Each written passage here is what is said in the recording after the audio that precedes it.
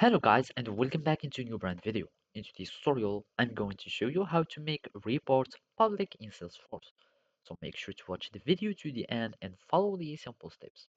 So first, we need just to access to our reports in our organization. And to do so, you will need just to go to the reports tab from here.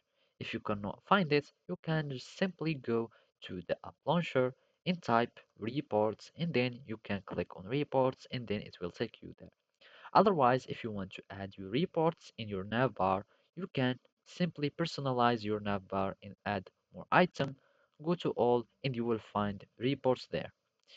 So now we will need just to go back to our reports and from there we can find the private reports and the public reports. So basically when we are creating one, you can choose if they want to be uh, public or private.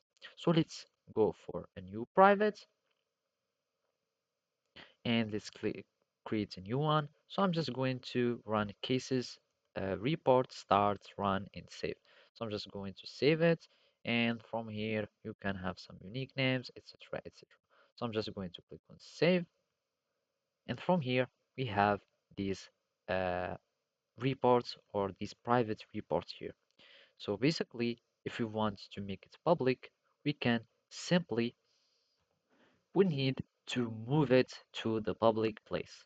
So basically here we have it in our private reports folder. Then all we need to do is to change its destination. So basically we need just to make it in our public report so it's become public.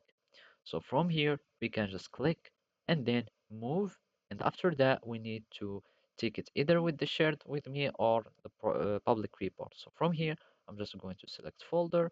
And now we will need just to go back to the public reports. And here we have our reports that we have created. So basically that's it. Thank you for watching and see you next time.